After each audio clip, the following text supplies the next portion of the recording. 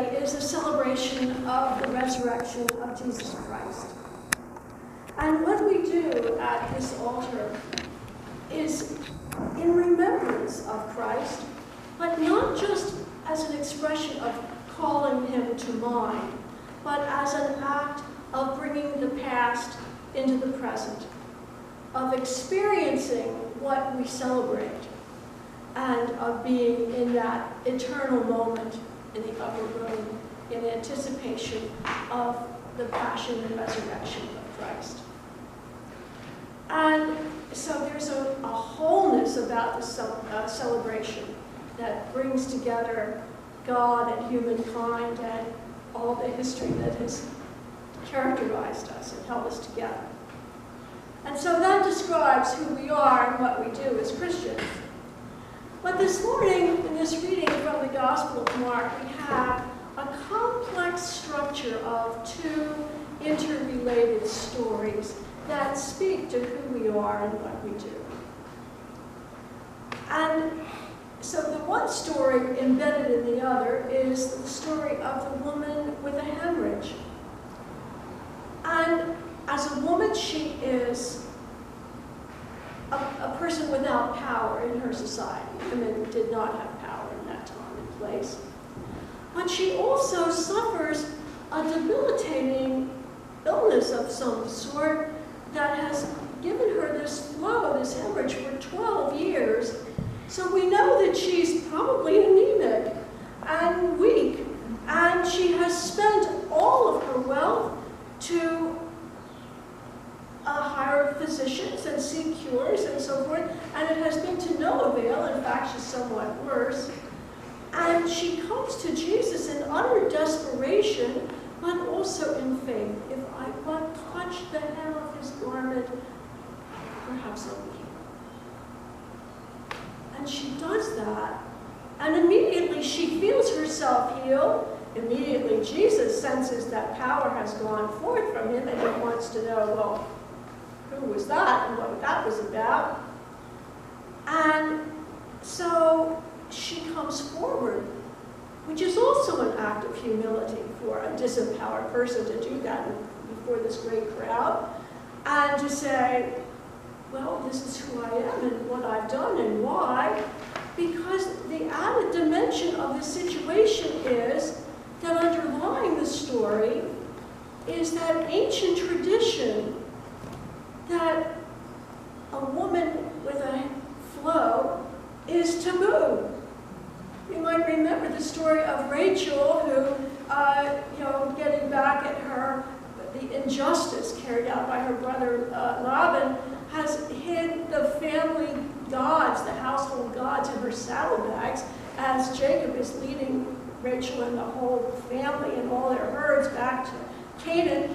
And when they're stopped by Laban and he wants to inspect everything, she says, oh no, I can't get down from this donkey because it is the way of women with me.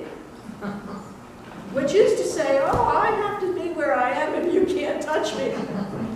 Yeah. And we inclined to say, well, isn't that quaint? Well, it applies to this woman in this story in Mark, that, she is an outcast because of the particular type of infirmity that she has. So that also is an underlying dimension here.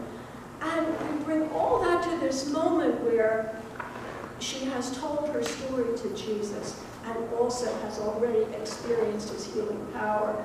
And he addresses her in a tone of respect and endearment. Daughter, go in peace. You've been healed. It's a glorious moment, absolutely wonderful. And it's embedded in this larger story, only larger because it comes in two pieces. It sort of surrounds this issue about the woman, where an official of the synagogue, who is named, which means, this gospel writer pays a lot of attention to him and gives him a specific identity. So Jairus comes and repeatedly asks Jesus to come and heal his daughter. And Jesus, sure. And they start on their trip, and they are surrounded by this great crowd. And so now we're back to them, having looked at the incident with the woman. And we are swept into that moment when the people from Jairus' house come and say, oh, don't disturb the teacher, your daughter is dead. And Jesus contradicts them and continues to contradict them when they arrive at Jairus' house. And the people laugh. And we're reminded of the Passion story. He was held in derision. People cheered and mocked. And that happens right here as a prelude to this moment of healing. So Jesus leaves everybody outside except Jairus and his wife and Peter, James, and John, the disciples who had gone with him, or will go with him, I should say, up the mountain of transfiguration. So it's just this inner group. The moment is very nearly one of privacy, and Jesus heals the daughter. And the conclusion also anticipates the moment of transfiguration, for Jesus says to the child, get up. And she does. And then says to the others, give her something to eat. And the risen Lord eats in the company of his disciples. Meanwhile, the people are overcome with amazement. Right. We see that at Easter as well. So the details of the story pick up various incidents and themes and patterns that we are going to see as a highlight of Jesus' own experience. So they anticipate that moment of resurrection. Resurrection is not just an historical event. It is basic to new life in Jesus Christ. For Jesus will say, behold, I make all things new. That's what resurrection is about. If new life is always breaking into the world, stretching and bending and even destroying and recreating what is, then the status quo is not sacred. Whatever already is transient. It may be good, not so good, but it's not sacred in itself. For change tends to be revitalizing, re-energizing, in Christian terms, resurrecting. And we have had such events in the past week. For the Supreme Court has made it the law of the land that all Americans, people in this country, are entitled to the right to marriage, entitled to make a commitment to one another in love. And as some people have said, the day will come when we no longer use the expression same-sex marriage. It'll just be marriage. For that's what this decision means.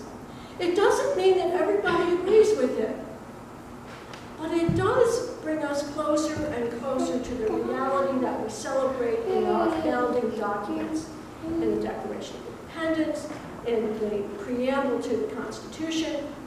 We assert the rights and equality of all people.